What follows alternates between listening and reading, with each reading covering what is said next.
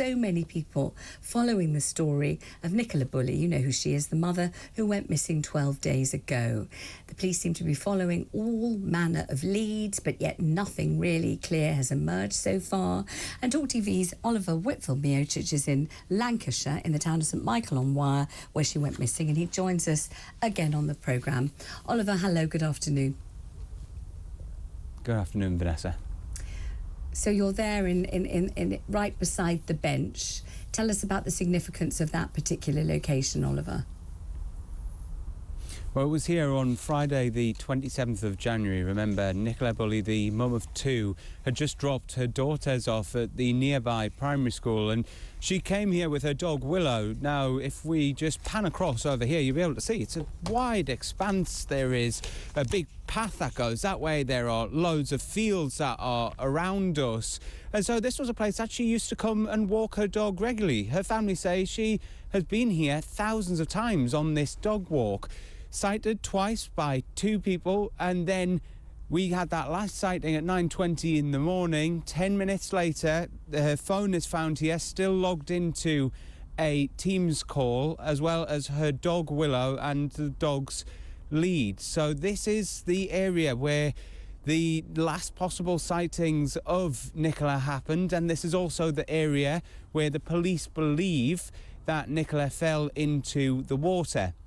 Today, her partner, Paul Ansell, has been down here speaking to the man who is leading that private sonar search of the river. And we caught up with that gentleman who runs Search Group International, Peter Faulding. He told us what it was like being here with Nicola's partner. Well, Paul's extremely, obviously, upset. He wanted to go and see where the original entry point was again. And the water's a bit lower than it was originally when Nicola went missing. And he's all the family are clearly distraught, like anyone would be. And it's not a nice place to be. It's upsetting for me dealing with a family and dealing with a loved one who's gone missing. Now, I've actually just seen Peter Faulding along with one of Nicola's friends. And I think what's happening is Peter's team are leaving today because they say they've finished all of the work that the police asked them to do. So I think Peter's taking the time to speak to Nicola's friends and family, to talk them through the work, the investigations that they've done, to try and bring them up to speed as much as possible, to give them as much clarity, Vanessa, because everybody still has so many questions. If Nicola didn't end up in the water, where did she go? Why is it taking so long to find any trace of what has happened? And the whole community here is just left bereft. Oliver, thank you very much indeed. I mean, this is a story that obviously is horrifying, is worrying, is perplexing, confusing, but so many people haven't left it at that. Instead of sitting at home on the sofa, watching it on the television news, or watching it on TalkTV news, or watching me talking about it, or any other broadcaster discussing it, or reading it in a newspaper, or on their phones, they've decided to take action, to take the law literally into their own hands, set off to the region themselves, and start to implement some kind of search for Nicola. It's absolutely remarkable story. In fact, the police have said, please desist, stop doing this, because they're breaking into buildings, they could be destroying evidence, they've been taking small boats out on the River Wyre, all kinds of things have been going on, turning the place into some kind of macabre tourist attraction. The most remarkable way to behave. Let's talk about this to Dr David Lowe, who's a lecturer in crime and security and also a former police officer. Dr Lowe, good afternoon. Good afternoon, Vanessa. So we've been trying to kind of deconstruct this behavioural pattern, you know, trying to work out how somebody who isn't a member of the police force, who isn't officially designated to have anything to do with this case at all, would literally walk off their own front, you know, out of their own front door, walk down to the place where Nicola disappeared, start breaking into buildings and taking out boats to try and somehow or other solve this impenetrable mystery. Is this an unusual thing to occur, or is this something that we hear of in general? I think it's been quite unusual. Obviously, you know, the fact that Nicola Bulley has disappeared, the circumstances we're not sure of, and it's quite disturbing. As you know, as Oliver, your reporter was saying, you know, she's taken her dogs on this walk many, many times, only this time the dog has returned, but she's gone missing. So obviously there's a lot of lines of inquiry that the police are currently undergoing, the Lancashire Police Force are doing. They've got a large number of detectives looking at it, but you're quite right, Vanessa. The concern is people off their own volition going into the area. We don't know what's happened to Nicola, but if they're going around buildings nearby and around that area, they could be disturbing really important forensic evidence that could be there. We've got to go with the police. We've got to go with their inquiries and take that time, because there's so many witnesses have come forward as well. So it's compiling all that evidence, analysing that evidence and giving leads. I think that's the important part. And we've got to leave it to the experts, if you like, who are the detectives involved in this investigation. You see, I'm wondering whether there are two elements here that contribute to people deciding to do this. And I'm wondering if one of them is the conduct and the conviction, for example, of David Carrick, for example, of Wayne Couzens, this constant coverage, because it's true, and I think it's quite right that the media does cover this, but the coverage of corrupt police officers who are absolutely bent and dishonest and depraved and utter monsters, who behave in such a way that women all over the country find it difficult to trust police officers. Also, the kinds of stories that are covered, I've definitely covered them on many occasions. If your house gets broken into, there's very little chance of the police recovering a single thing that was stolen. There's almost no chance at all of the police arresting the burglar or the perpetrator. If your phone goes missing, you're never going to find it. If your bike gets stolen, there's no chance in hell that any police officer is going to take it seriously or even attempt to recover it. The sorts of feelings that leave the public feeling powerless and feeling that the police are either not trustworthy or incompetent. Now, I'm not saying the police are untrustworthy or incompetent. I know that there's a vast element of police officers who are doing a terrific and bang-up job. I know that. But the general prevailing feeling that you can't necessarily trust the police, it's full of baddies, and lots of times they don't do anything to help uphold the law. So that feeling, and I think it's coupled with, and you can certainly disagree with me, Doctor, if you don't agree with me, but coupled with a sort of addiction to those sorts of detective dramas, whether they're Happy Valley, whether they're, Kate Winslet in Mayor of Eastwick or whatever it was called, which encourage the public to think that they've become absolute experts while they're really sitting on the sofa. They start to believe that they know more than the police, more than forensic officers and experts, that they could just go and find a body. Do you think I'm being far-fetched and ridiculous here, or do you think the two things do feed into this? No, I think you've raised a number of valid points there, Vanessa. Yeah. First of all, obviously, both when I was serving and when officers and one or two who are new and you found that they were corrupt, it did cut you as a serving officer. But also, who investigates them? It's the police, and who brings them towards the courts, the police and the Crown Prosecution Service.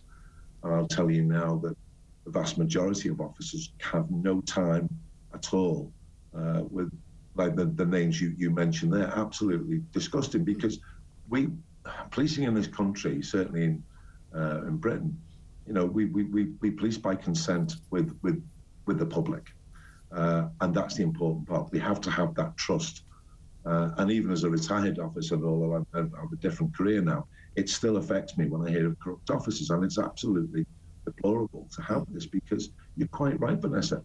Women should be able to trust the police, certainly male police officers, and those who abuse that trust, and we saw there, a minimum 30-year service, their prison sentence. That's a minimum to serve. So there is that side. And I think you're quite right where is that trust broken? And of course, we're talking about Nicola Bulley, but we're talking here about a murderer. A murder is the most serious offence. Yes. And it's one that will get dealt with, investigated seriously. Yes, you're quite right. Burglaries, some other forms of theft, it can be difficult to actually detect those. Sometimes it could take time where a person is arrested and other burglaries are put to them if they're of a similar pattern. That still goes on. But you're quite right, a TV drama, because my wife likes them and she finds me quite annoying when I go, well, that wouldn't happen. Look at them, they're tramping all over the crime scene. They haven't even got a kit on. Or they wouldn't question like that. So I have to keep my mouth shut at times when she's enjoying the drama. But that's what it is. It's a drama. But do you think it misrepresents, I mean, I'm sure it must, misrepresents the reality of solving this kind of a case, finding a missing body, finding who the perpetrators are, and makes it look at, because obviously for us to follow the story, there have to be a series of relatively obvious clues. It has to be much more cogent and logical than real life often is. And you know, as you're sitting on the sofa, you think, oh God, it's there, it's behind the bookcase, it's that guy over there, he done it, or whatever it is. And people have literally got off the sofa, walked out the door and gone to find Nicola Bulley. What the heck is that? Well, I suppose you're quite right. And what gets me some of the dramas is you have something like a DCI and a DS solving a triple murder. Yeah. What would happen in real life? That would never happen, you know. What would happen? What would happen? Oh, but we're seeing it with Lancashire now. They're forming what we call a murder squad. You bring detectives in from the region, and you'll have a senior investigating officer who will mostly be a detective superintendent.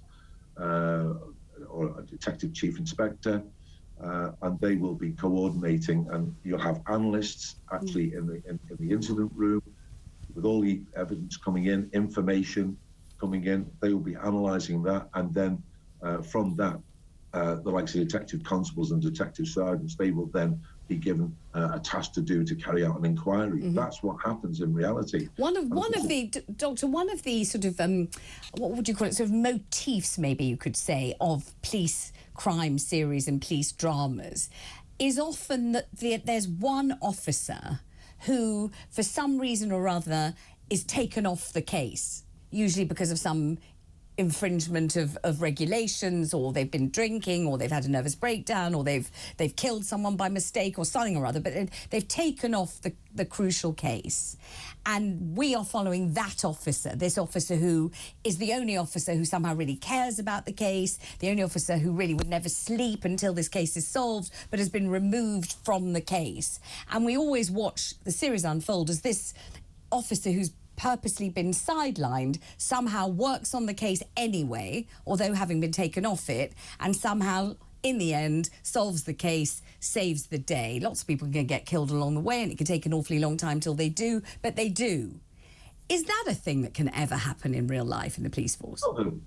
It's one of those where why could officers be taken off a case if all of a sudden evidence comes of a connection, which could impair that view. But you're quite right what you're saying. But that's the lovely part of the drama is that you need. I mean, I can think of a few series where you have certain detective inspectors who don't follow the rules and all this. But if you don't follow the rules today, Vanessa, there'll be no evidence admissible. And you're looking at protracted inquiries. One of the key things is investigative methods. We're looking at investigative interviewing.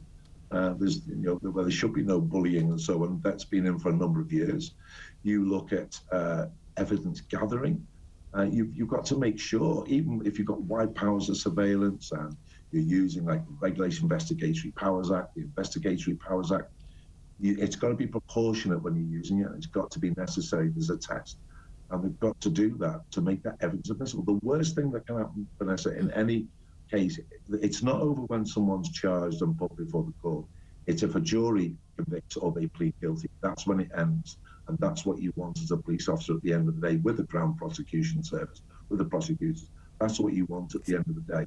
And you work hard at making sure that evidence is watertight and admissible. So, Doctor, what would you say to anybody who is watching me now or listening to this programme and is thinking, oh, that Dr David Lowe, he's just going blur, blur, blur. Vanessa Feltz is just going on blur. But actually, I think I could go there and I'm sure I could do a better job than these corrupt police officers or these lazy police officers or this police force that never really does solve any crimes. I reckon I could do that, and I'm not listening to anything they're saying. What would be what you would say kind of face-to-face to somebody who's thinking that? Well, I also watch DIY programmes, and my wife will confirm that I can watch it and get a bit of skill. Apart from one or two things, I'm okay, but the rest, I need a professional to do it. And it's the same thing with policing. You need the professionals, and these investigations are overseen by serious ones like this are overseen by the Crown Prosecution Service. So we've got lawyers, prosecuting lawyers, overseeing this. Leave it to them to do it. As you said earlier on, before we start the interview, let's watch the news, listen to the news, and see those developments. These things can take time, and that's in some ways is a positive, because the police are actually carrying out diligently they're checking all the information and the statements that are coming in. So just leave it to them and enjoy the dramas on TV. Thank you for joining me on the programme. That's Dr David Lowe, a lecturer in crime and security and a former police officer.